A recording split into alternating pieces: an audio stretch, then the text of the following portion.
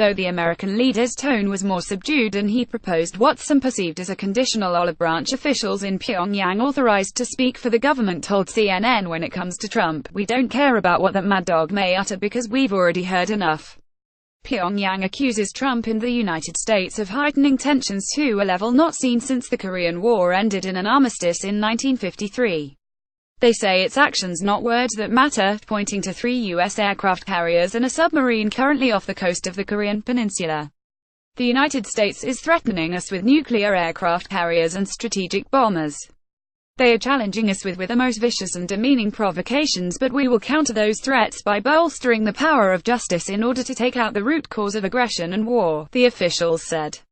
Trump did hint at a chance of diplomacy to resolve the standoff, but only if North Korea were to stop its provocative behavior, quit developing ballistic missiles, and agree to complete, verifiable, and total denuclearization. Most Korea watchers believe that last item is a non-starter. The prospect of the North Koreans actually denuclearizing is near zero, said Michael Hayden, a former head of the CIA and the NSA. They are not irrational in this regard. They've seen what happens to states who have given up their nuclear programs, and they're trying to hold on to this as a matter of regime survival. Adam Mount, a senior fellow at the Federation of American Scientists, told CNN he was particularly concerned that Trump sees North Korea giving up its nuclear weapons as a starting point, not an end of the negotiating process. He held to the same old insistence on complete, verifiable denuclearization, without a plan to get there, which we didn't have, Mount said.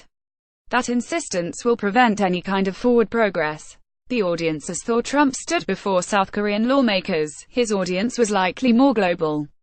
It was a tough speech, said Hayden. It wasn't over the top, it wasn't beyond the edge. No Rocket Man and no fire and fury, no over-posturing about imminent action on the part of the United States. Now, that said, he didn't point out an obvious off-ramp, as to how we get out of the circumstances that we're in. That may have not gone over well in the National Assembly chambers, where many politicians are concerned about the potential of a catastrophic conflict. Trump refrained from making really aggressive military threats, and that will be appreciated in Seoul. The text of his speech really illustrated the historical and moral struggle going on the Korean peninsula, sometimes in very evocative terms. I think the Korean people will appreciate that too, said Mount. But the reality tonight is that we didn't get anything different from a strategic patience, he said, referring to President Barack Obama's North Korea policy that the Trump administration has declared is over. James Clapper, the former U.S. Director of National Intelligence, described the speech as mostly stick and not much carrot. Clapper called the speech strong and said he didn't believe it was likely to intimidate the North Koreans, but was surprised by the laundry list of human rights abuses. I wish Ted expanded more in his press conference remarks about a deal and offered something, a path to negotiation, he told CNN. But Victor Cha, a former U.S. diplomat involved in the six-party talks and a rumored pick for the next U.S. ambassador to South Korea, said on Twitter those expecting a public airing of the administration's plans shouldn't hold their breath. I would not expect a U.S. president to lay out specific quid pro quos in a public speech, Cha tweeted. He sent a direct public message to KJU Kim Jong-un for diplomacy, which is more than anyone would have expected. Though Trump avoided the fiery rhetoric and name-calling that helps employed when previously discussing North Korea and its leader, Kim Jong-un, the address will likely still rub Pyongyang's most powerful the wrong way. He called life in the hermit nation a hell that no person deserves and said the country has committed crimes against God and man. You don't go so overboard in insulting and attacking your adversary if you want to get into some kind of negotiation, said John Delury, a professor at Yonsei University's Graduate School of International Relations.